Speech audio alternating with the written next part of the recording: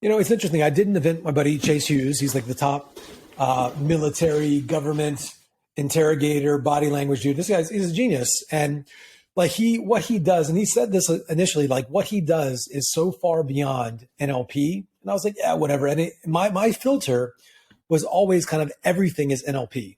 And that's true and it's not true. So NLP by definition is the science, it's the study of human excellence in communication. So when you see somebody who's excellent, say a Michael Jordan, a Kobe Bryant, not only what are they doing, but what are they thinking? And so everything down from the pictures they make inside of their head. So it's an understanding that everything is a strategy.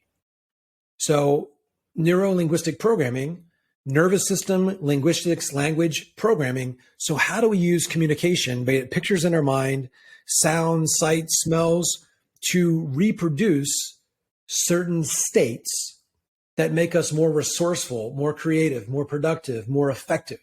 And so there's a syntax, an order and sequence in which we think or feel or breathe that puts us in an optimal state that really produces this great performance. And so there's two ways that we look at it in the sales conversation. There's your internal state. Like when you get on a sales call, you've had, you listen to this, you've had times where you're on, times where you are off. And sometimes somebody triggers you and you get thrown off. Your focus, the meaning, your breathing, there's a tightness in your chest, so your physiology is off. And so in this two-way of communication, there's your own state that we can condition. When you think of if you took the top 50 salespeople in the world, there'd probably be some consistent patterns on what they believe about sales, what they believe about themselves, what they believe about their product.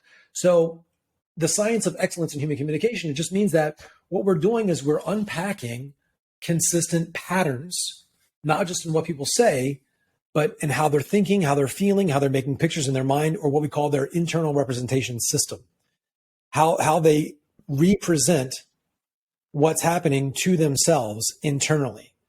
And so getting somebody in a consistent state, that is a lot of what NLP is all about. The other side of it, and what I've been a geek on for years, because I took all the NLP classes, and it was a lot of anchoring or a lot of these, generalized, distort, it's like these really basic concepts. And it's like, okay, that's cool. That's a cool technique, but it doesn't really help me. And I think that's the frustration for a lot of people with NLP. And in NLP's defense, it was based in the therapy. So all of the concepts and all the books are to help you become a better coach, change somebody's internal representation system around themselves. It wasn't really used for influence, for sales.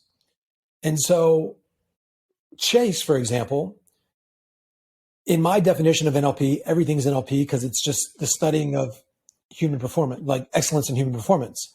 But the tactics, the way in which you elicit information and redirect people, interrupt them, all that. So Chase has some next level stuff in that world. And what we've done as we've evolved all of the NLP into the sales conversation, we've advanced some different techniques and concepts that I originally pulled from NLP, but we've advanced them so far they're beyond it, because NLP's reach was more for therapeutic constructs. And so we've involved some things that relate to transferring a state into another human being.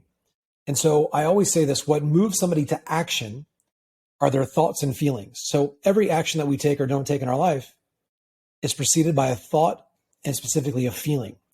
And so if we know the thoughts and feelings that people need to have before we get into the game around themselves, around us as an authority, around our product or service, we can systematically implant those thoughts and feelings in people to put them into a state where they're more likely to buy. And so that's essentially what we've done. So NLP, by itself, it's a great tool, but, I've combined essentially everything from copywriting, sales, business, mindset, leadership into it, which has evolved it quite a bit. So as powerful as some of those techniques are, they weren't built for sales. And so what we're going to do, and we'll have I'm more teaching the one-to-many sales because that's what I did for Tony. I did presentations that sold people because I like selling one-to-many, not just one-to-one. But I get asked about it so much this year. Probably in about 2 months, we'll have a NLP sales certification. Like, how do you actually use all of these techniques to shift people's beliefs on a phone call? So we'll put that out in a couple months for sure.